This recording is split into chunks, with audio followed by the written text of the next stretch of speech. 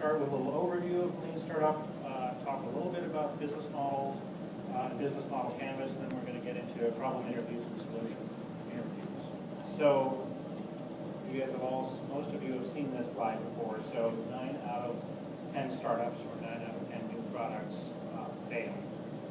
So why is that? Well, how many of you have ever written a business plan? Can I get a show of hands? Okay. How many of you have written more than one business plan? Okay.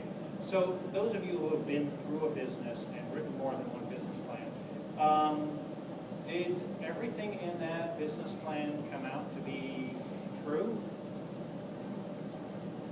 Not for me, it hasn't. You put lots of pro formas in there, all kinds of, what the projections of what the revenues and the costs were going to be like. Did that stuff turn out to be true? It didn't for me, and I don't know terribly many that have. Probably by some law of chance, someone actually did, but really, you can't count on that. It just doesn't happen. The basic rule is that no business plan survives the first customer contact. There's lots of ways that you can go wrong on that, but if you assume that your assumptions are all true and just build on top of that and treat it as kind of a fixed given, you're going to end up wrecked on the shoals somewhere. So the typical path to disaster is building on invalid assumptions and trying to scale the business prematurely. Building the software, building a marketing team, doing a big launch, and then finding out that no one cares about it. You have a lack of customers. There's no market for it as the way you built it. And then if you are lucky enough to have enough money and time to do so, changing your business model at scale, which is really, really hard to do. You've got a whole engine that's moving in a certain direction, and now you're going to change. You have 50, 100 people, or even 10 people working for you that are earning money doing something that is not helping the business. This is a recipe for burning money, and most people end up, going down that path. So there's other ways of tackling this. The Lean Startup is one approach to doing it. The idea that you start with is that it's not a business plan, it's a business model, right? You have an idea of what the rationale is of how your organization creates value, delivers value, and captures that value. So the way we like to organize that is in terms of a business model canvas. There are different canvases we like, the Lean Canvas, because it forces you to think through things, but it's a way of organizing all of the hypotheses that you have around your business model. If you're an existing business, a lot of those hypotheses, through trial and error, through your surviving or copying someone else's business model, has actually been proven over time. But it wasn't at the beginning. They had to learn some of this stuff to get to this point. If you're a new business, those are all hypotheses. Some of them are going to turn out to be right. Some are going to be wrong. You just don't know what they are.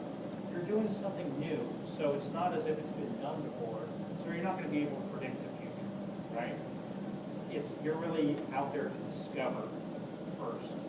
So your job as an entrepreneur or as an intrapreneur, if you are in a large company and doing new products in charge of disrupting the industry or some other industry, your job is to discover a business model that works before you run out of money and time. And when you discover it, then scale it. So if we break that down, discover means it's about learning. So the way we do that in Lean Startup is setting up validated learning loops and then optimize the process for learning, not for sales. Once you have it figured out, then you can optimize to scale. And the business model, we document our business model assumptions. This is the stuff that you're trying to validate. And as far as figuring out what works or not, we do Kenshi Genbutsu, go to the source. The source happens to be the customer in most cases. So in the Lean Startup, we say, get out of the building. So go and talk to customers, go validate things, whole bunch of whiteboarding and coming up with grand theories, do that, but don't spend more than, 4 or 5 hours on that, and go out and start validating and testing things. And before you run out of time and money, the lean part of that comes from lean manufacturing, so it's about reducing waste, not doing unnecessary work, only doing the work that is actually valuable. And then the last part is pivoting. So you're going to have things that are validated, assumptions that are validated, and will invariably have assumptions that are invalidated. It's a really, really good thing to have invalidating assumptions and to have those early, because that means that it's a course correction. Let me move. I ended up going in the wrong direction. Now move in the right direction. I think Eric says that he who pivots the most, rationally pivots the most, not just sort of pirouetting, wins, because you're going to do a lot of pivots. So that's part of the discovery process. During the challenge, there's a really cool thing. One of the guys on his blog, he worked for like 5 weeks in the challenge and went through and did his experiments and testing the market and stuff like that. And he got to the point where he realized that there's no market for what he wanted to do, and which would be a bummer. But he said, "Thank God for Lean Startup. I would have cashed in my IRA to do this." And wasted a year of his life doing it as well. So this is a really data-driven thing. It's about testing hypotheses.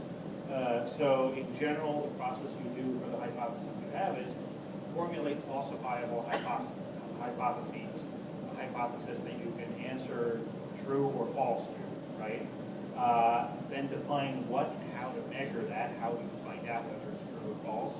Devise a minimal experiment, so the smallest experiment you can to get that. Because your job is to learn and to discover, so you're just trying to validate or invalidate the hypothesis, and that's it. And then you run the experiment, then you evaluate and learn, and see what either change your hypotheses or move on to other hypotheses. So examples of the kinds of testing that you might do. So typically you first start with things like customer segments and problems. Problem interviews that we're going to talk about in a little bit are a really cheap and easy way to get great feedback and to get validation or invalidation on that. A lot of people don't do it, and I don't understand why. It's about the cheapest and easiest thing that you can actually do that creates the greatest value. On the solution side, solution interviews usually involving some sort of MVP that you're showing, which can be as little as wireframes handwritten on a napkin or on paper or what have you, can go up from there. So things like smoke tests where you have a landing page and a buy button, and then sorry, we're not quite ready yet, and driving people to that. That's a great kind of MVP to validate certain things. Concierge services, there's companies that are actually in the challenge and a bunch of others where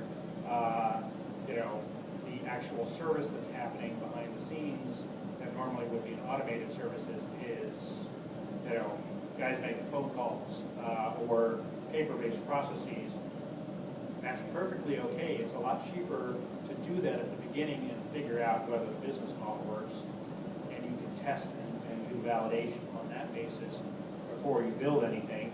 Kickstarter projects, things like there's physical devices like the Glyph which is a tripod mount for the iPhone, was actually a Kickstarter project. They